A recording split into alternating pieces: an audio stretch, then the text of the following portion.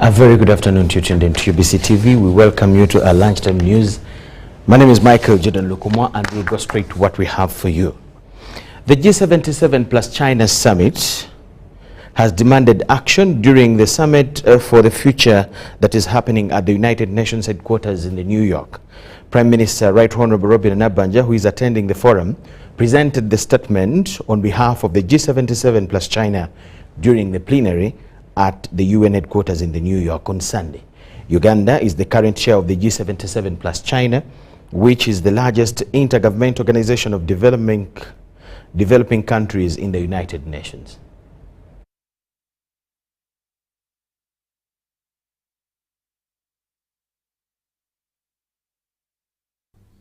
The G77 plus China provides the means for the countries of the South to articulate and promote their collective economic interests and enhance their joint negotiating capacity on all major international economic issues within the United Nations system and promote South-to-South cooperation for development. While delivering the statement on behalf of G77 plus China, the Right Honorable Robin Nabanja said that the future we want should be free from any oppression and free from global inequalities and divides in levels of development, financing, technology and innovation. The future we want should be free from any oppression and free from global inequalities and divides in levels of development, financing, technology and innovation. Nabanja says that the G77 plus China has hopes and conviction that this pact should not become another futile exercise, but must garner political will and commitment across all levels of global leadership to pragmatically address current issues and lay a foundation for solutions for our future global progress and challenges. Therefore, the global community should commit to the practical implementations of all the agreed actions in the Pact for the Future. At the event, the Kenyan President Dr. William Ruto noted that multilateral systems are not giving the desired solutions for equitable development and demanded that Africa be given permanent membership on the UN Security Committee.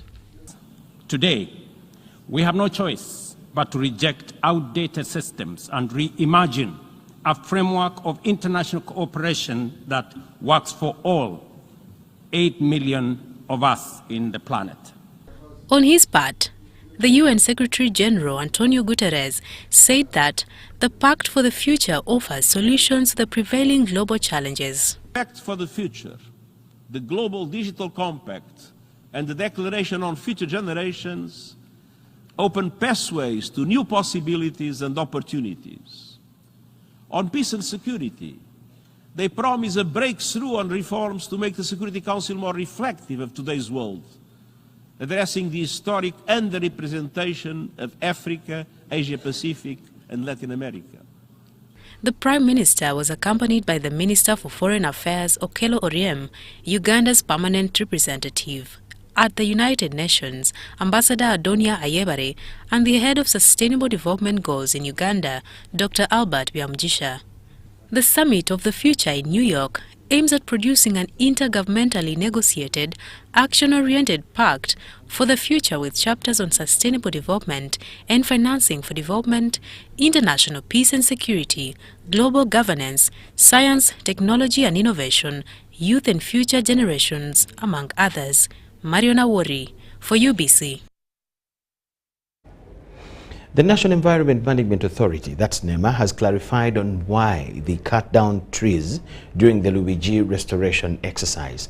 The Executive Director, NEMA, Dr. Kankwasa Barirega, says that the tree species that had been illegally planted in Refugee would not support the natural regeneration of the wetland. According to NEMA, some of the tree species are harmful to the wetlands due to their invasive nature, water consumption, or alteration of ecosystem processes. He says these trees were cut down because they were a barrier to the wetland regeneration because they were not eco-friendly.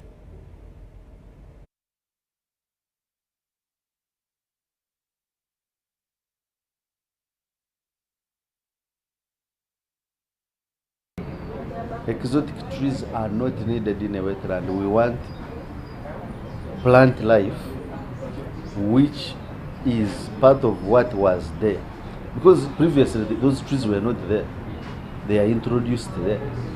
So they are not indigenous there. So we want what was there before to be what should be there. Those exotic plants, like Christmas trees or umbrella trees, as you call them, they can be invasive in the sense that they will grow and keep expanding, so that they will eat up the whole area. And we don't need them. Why should we have exotic plants in a wetland? Wetland should have either papyrus or grass or wetland plant life. So it's foreign material which has to be removed. It's like eucalyptus in a wetland. For example, have you seen them cutting papyrus? No, you can't cut papyrus because that's what is supposed to be there. That is the swamp plant life. But eucalyptus, banana plantations, umbrella trees, those are planted for sale. So these are just, the areas are used as areas to generate seedlings for exotic plants. Those are not natural trees. And in any case, you will not find trees in Refugee. Refugee is not a wetland which has trees. Those are introduced, so they are exotics.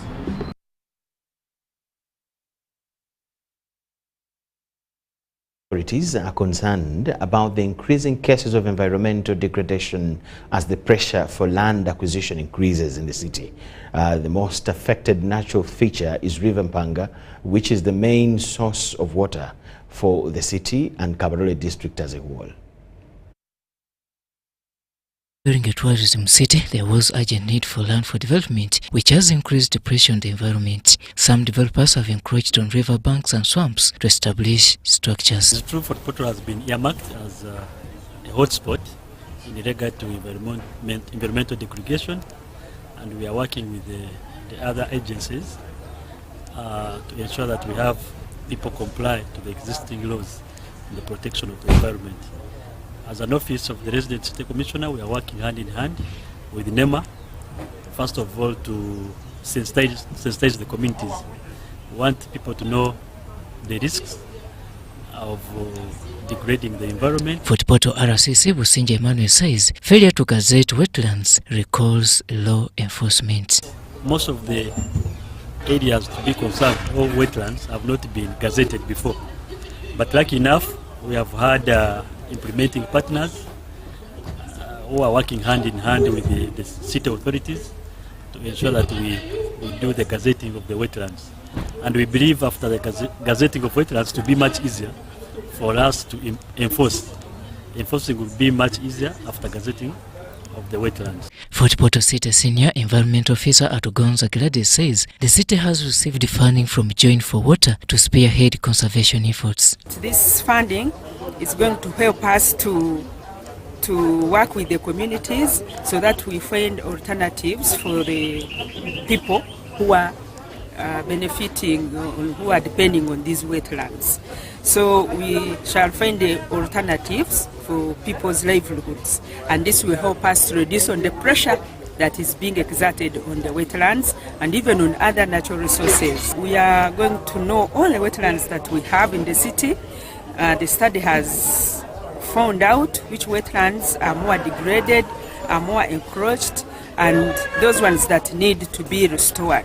City leaders appeal to government to establish NEMA offices in Fort Portal for coordination. We need sustainable development that put into consideration environmental protection. We don't have an office, a NEMA office in Fort Portal. It would be ideal for us if we had the officers of NEMA as a lead agency in environmental protection according to the law. So far, the demolished structures constructed along river banks have placed city leadership in conflict with developers. Kabahenda Bridget compiled this report for UBC News.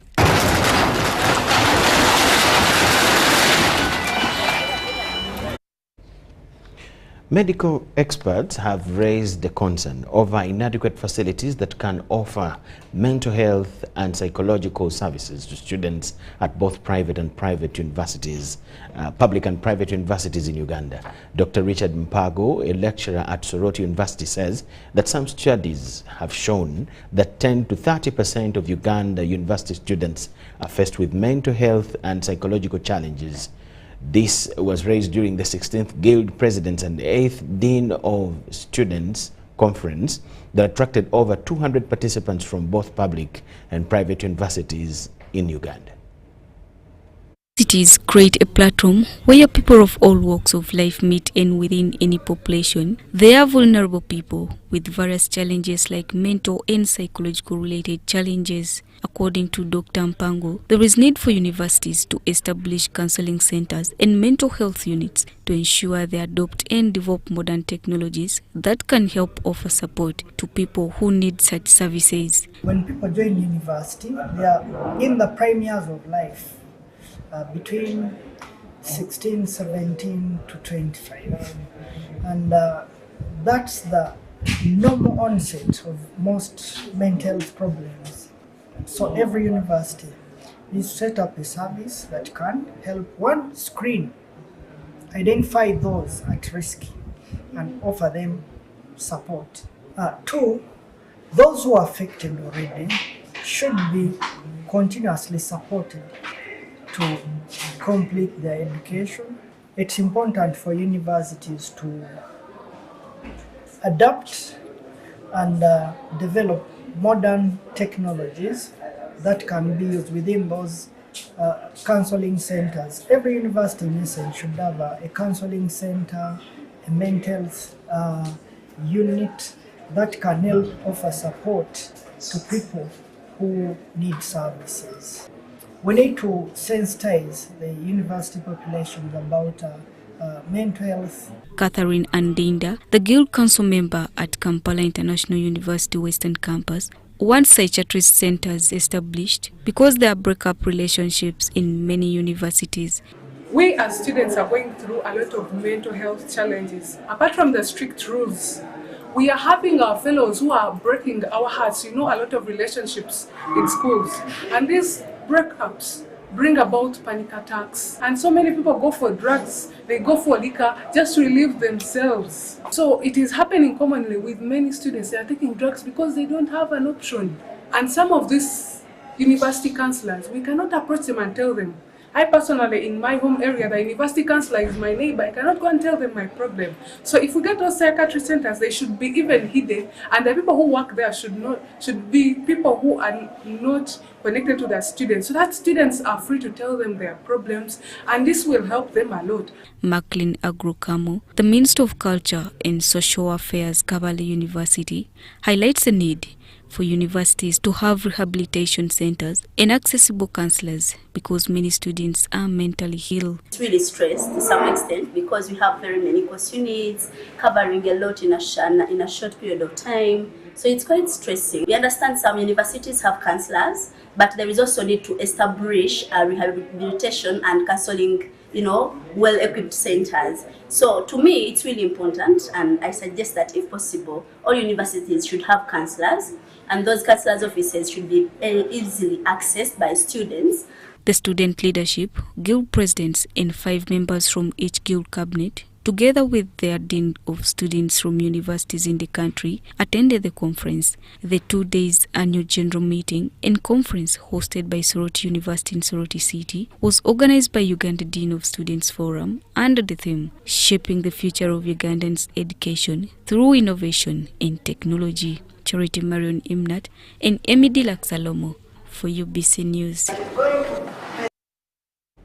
NRM supporters in Luweero are calling on the national chairman of the party, President Yoweri Museveni, to implement targeted development programs to ensure they benefit from their government.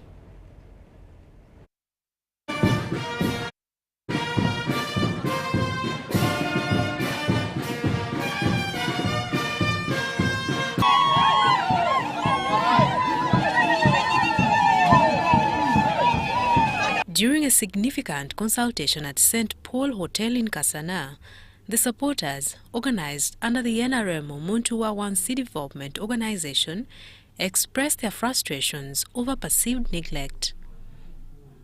They accuse indifferent and potentially corrupt politicians and technocrats of monopolizing government development initiatives for personal gain, leaving many supporters behind.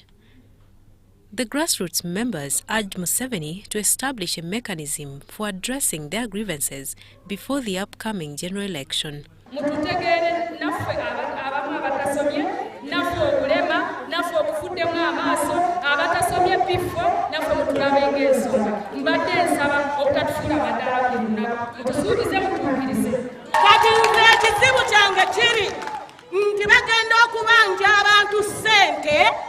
nga tebazifuna nga ate abafuna ssente sibe bali mu sisitimu. Amalwaliro okugula y'eddagala n'eddagala litundwa abasawo abasasulwa gavumenti omusimbi omuyitirivu ennyo. Sentongo Betty Takua, chairperson of the NRM Omuntu wa Wansi Development Organization, emphasized the need for dialogue with the national chairman to find solutions, citing disappointment with local political and technical leaders. Nti bwe tubanga naffe tunyweredde ku kintu tusaba bannaffe abalina okutunywererako nabo batubeere emabega basobole otumalirawo ebizibu byaffe tetukola ki tetuyitamu naye nga tulonze buli kisanja muzeeyi tumulonda buli kisanja abakulembeze ba NRM tubalonda naye tetufunye nnyo kuddibwamu ngaffe abantu baki. Sambu Chanan, chairman of the Luwero NRM Youth Brigade, reassured supporters that the NRM is inclusive and encouraged them to focus on the broader vision of the party. Nebagenda nga baana bato nebagenda Tanzania nebagenda Mozambique eyo banoonya kununula Uganda basobole okuzza emirembe emituufu mu Uganda then banunule East Africa banunule Africa. The meeting, organized by Emma Kingston and the NRM Omuntu wa Wansi Development Organization, aims to strengthen NRM support in the district as the next general election approaches in just over a year.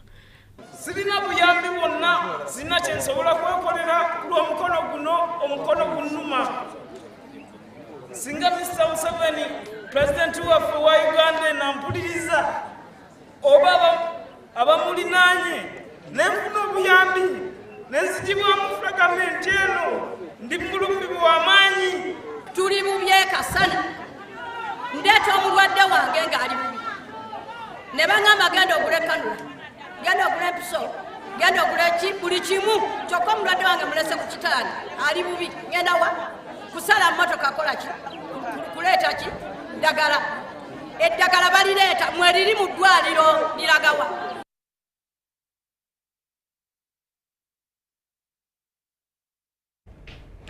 A retired clergy in Lira has expressed concern over the fast-growing global technological trends and spread of information that is negatively impacting on the youth in the country.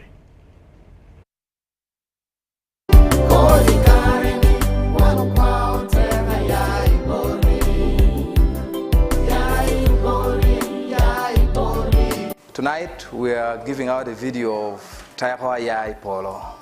The songs that mean all my strengths come from God. It's one of the songs that I love so much.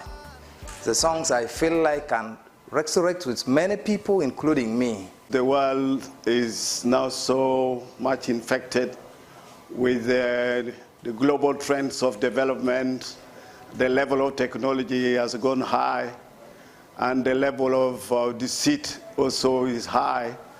And people now access many information within a very short time, because there are social medias and people whose work is bent on derailing young people. And many of them are even running away from the church. They are finding the church very irrelevant. So for us to get the youth, we must run faster and catch up with a few programs, like where technology is, where social media is, and where issues like music is one way. And people should really approach life from where the world is now, not from where the church is.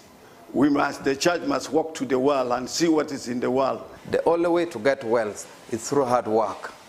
Even when we preach in the church, we encourage you to work hard. Many of these young people are now traumatized. They are traumatized by the way they're very strong. Those were social safety.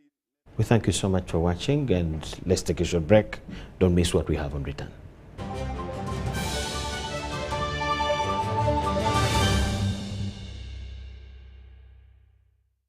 Yellow, this is MTN. We are currently in Nakaloke, Mbale District, Bilari, Nursery and Primary School. We are here to award a winner, and our winner happens to be Mubaraka Hadija. Naine mukwano gwange ne mugamba konti aba MTN bankubidde esimu ne bangamba ntasudde school fees era ndi muwanguzi. Nadamu nangamba nti aba bafere.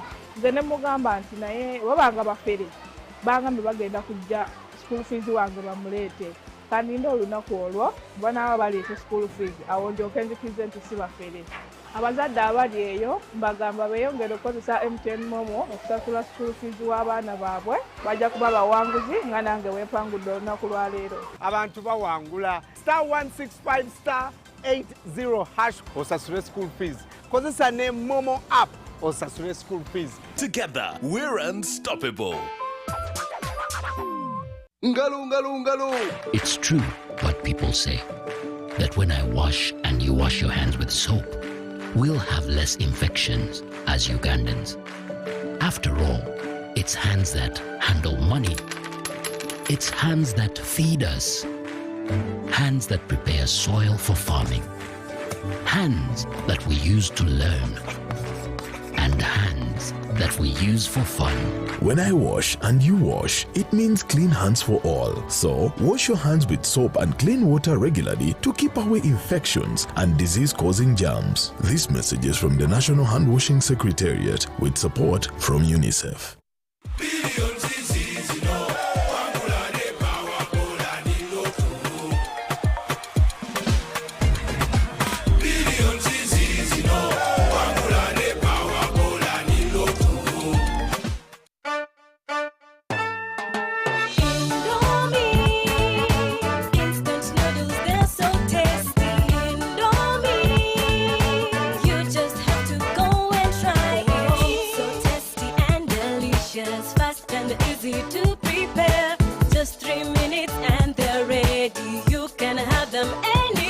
Indomie Instant Noodles is available in 3 flavors of chicken, beef, and vegetable. Buy your Indomie Instant Noodles in supermarkets and dukas near you anywhere across Uganda. Indomie Instant Noodles, Uganda's best loved noodles.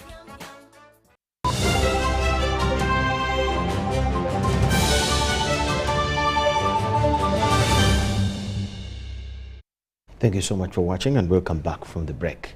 Water access in Kiriandongo refugee settlement is one of the challenges refugee response and development partners are grappling with. The water availability stands at 10.2 liters usage per household per day, up from 16 liters, which poses serious health challenge. This underscores the need for immediate response from mandated refugee management agencies to ensure increased water accessibility for the refugees. If only they had a choice, these refugees would have sourced water from somewhere else. But they're not. Here is all they have. They have to endure long queues under the scorching sun for hours. Months back, our team came here and carried out an assessment, and one of the challenges in this settlement, and especially this cluster, was inadequate water supply. It is a situation recently worsened by the designation of Kiriandongo refugee settlement for hosting Sudanese refugees. This middle-aged woman is one of the last people on the queue. She is not sure what time she will arrive at the water fetching point. She has no choice but to wait. It's now 2 hours waiting for this water. Bit by bit, as the queue moves, she eventually gets water after a long wait.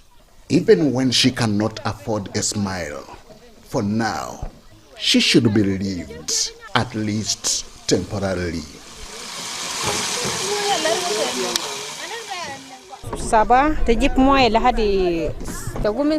Before this water tank was put in, they used to move up to cluster K, then others some 2 kilometers.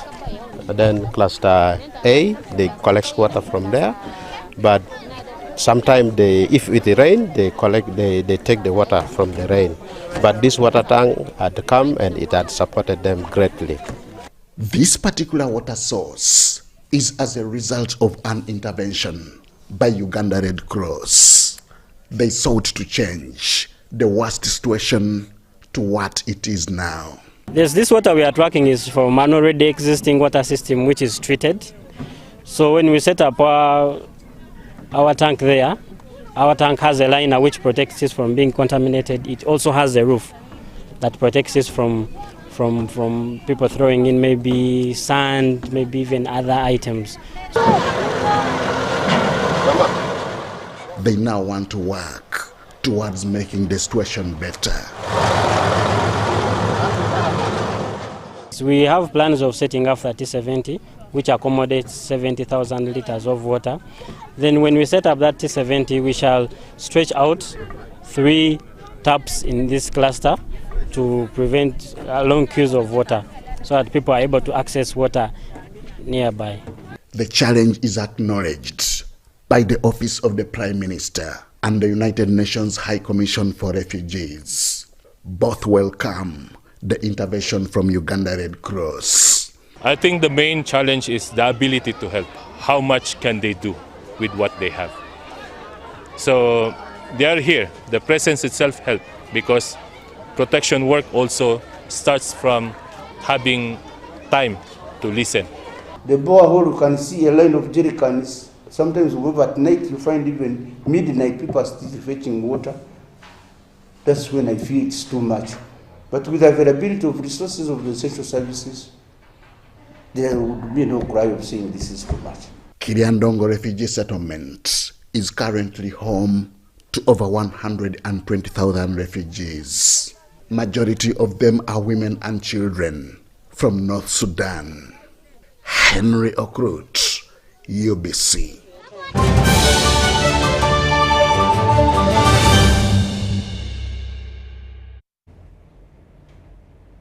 Tensions between Israel and Hezbollah have surged in recent days following an Israeli airstrike in Beirut that killed senior Hezbollah official Ibrahim Akil and dozens of others. Deeper into Israel than at any time since the war between Israel and Hamas began almost a year ago. Although most were shot down, schools all over northern Israel closed and hospitals in northern Israel moved underground. One 17-year-old was killed when he lost control of the car he was driving during a rocket siren. Hezbollah said the rocket fire was aimed at the Ramat David air base near the northern city of Haifa. Several homes were damaged as residents hid in shelters. We didn't think it would reach us here. Who is waiting for it? Who wants it? No one, certainly not us. It's hard, really hard. It's not easy. We have the holidays ahead of us. Who knows what will happen? With God's help, maybe it will get better. In Lebanon, thousands attended the funeral of Ibrahim Akil, killed by Israel in a targeted airstrike Friday in Beirut. Hezbollah Deputy Chief Naim Qassem said attacks on Israel will continue. Threats will not stop us, and we are not afraid of the worst-case scenario. We are ready to face all military possibilities.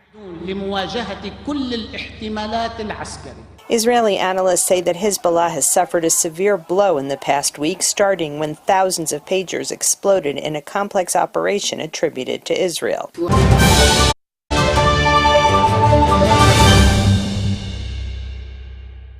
I'll go talk sport. The Uganda Swimming Federation's third and final swim meet of the year happened at Kampala Parent School in Naguru over the weekend, with swimmers continuing to impress in their personal best times.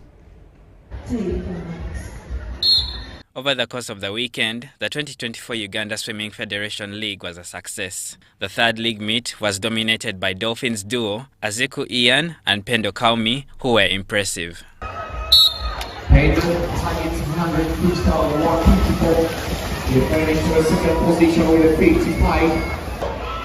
1.5, 100 for 2.5, he will be coming in with a 15-1, resulting into a 55-6. This is where time starts increasing into the middle. It is a big team. Aziku Ian beat Larry Finney, Ampire Namanya, and Kimuli Trevor in the 50-meter breaststroke with a time of 30 seconds for the second week in succession, while Pendo Kaumi made 2 minutes 22 seconds in a 200-meter individual medley and a fast 54 seconds in the 100-meter freestyle event. I was just trying to hold it under waters, and backstroke, I'm very weak at backstroke, so I was trying my best to just hold on till I get to advantage. That's breaststroke, try to cover distance. But yeah, freestyle I was gone. We've done 3 events each day, which was a good idea. Yeah, all in all it was a good gala. Too much pressure of having so many events on one day, which is really good. 3 events a day isn't really something heavy to do. The two will focus on improving their times ahead of the Kana Aquatics Zone 3 Championship set for Burundi this November. First I have to finish finals. For me, I have finals in about 2 weeks, and until I'll start training again late October. For me, I've been on road, so I haven't been training. I started training on Monday actually, but I'm going to take my training more seriously morning and evening while I'm still doing school until Kana. On the next history, next 100 first 25, continue 1. Locals at the water, 3, 4, 5, 6. Meanwhile, in the boys 15 to 16 age bracket, Getter swimmer Ethan Sengoba made personal best times in the 100-meter freestyle with a 55 seconds and the 100-meter butterfly with a 1 minute 2 seconds, and also shone in the 200-meter individual medley. Athletes will return after a fortnight for the Independence Gala. Thereafter, will shift focus towards the National Sprints Meet in November before the Kana Zone 3 Games in Burundi later that month. Mashamiro Victor, UBC News. The Cricket Cranes defeated PNG by 42 runs in the last game of the Uganda PNG 50-over series to the series leveled 2-2 with 2 losses and 2 wins. Idea about it, and as far as the series is concerned, there are some good things that happened. Definitely we are lacking in batting department for the time being. Yeah, definitely there are certain areas where we need to improve, and that will happen during the course of the preparation.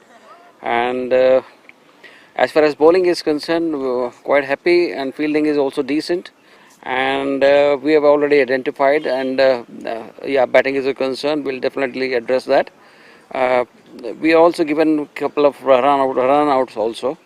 So running between the wicket is also, you know, where you have to be sensible rather than putting our team into a position where you are just gifting away your wicket. It's about building the innings. At the moment we are working on that. We are still lacking. It's a long way to November. So as I already said, that we are going to prepare for that, as well as Challenge League B. There will be different sides, different ways, different type of competition, and we'll be definitely facing pressure also. Definitely, Papua New Guinea always play with their, game time to be able to adjust to, to a certain format. So this is how important, this series has been. Is to really to get the players accustomed back to 50 overs, and that's number one. And number two is getting acquainted to African conditions, because they've never really played in Africa before, apart from a couple of games in Zimbabwe. Obviously, with 50 overs, both teams will be expecting to get more than 200. However, the wicket has really been helping the spinners, and the spinners have, from both teams, have taken advantage of that. So it's really been a matter of the team that plays better against spin. Still in sport, management of the Arua Boxing Club. The management of Arua Boxing Club is calling upon the public and well-wishers to help them raise funds for establishment of a boxing ring for the club. Now this is our 4th year thing now. Our 4th year, become the top of, out of the 68 clubs in Uganda. which are participating in the national tournaments. Arua City will become number 9 in the top 10 best clubs in Uganda. The challenge we are getting, first of all, we don't have a ring. As now we have started building a ring, this is a challenge also. We need to build the ring so that it can motivate our boxers.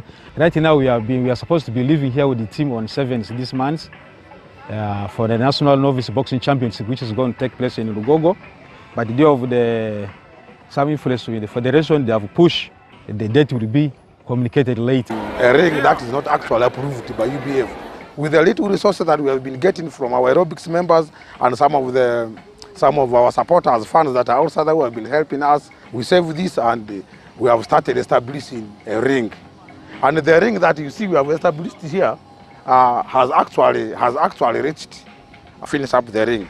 But we have proposals. People have proposed. There are people who have come here with the proposal of giving us metals, helping us with the pieces of things that they have. I want to pray that the boxers are going to be very, very skillful in terms of ring management.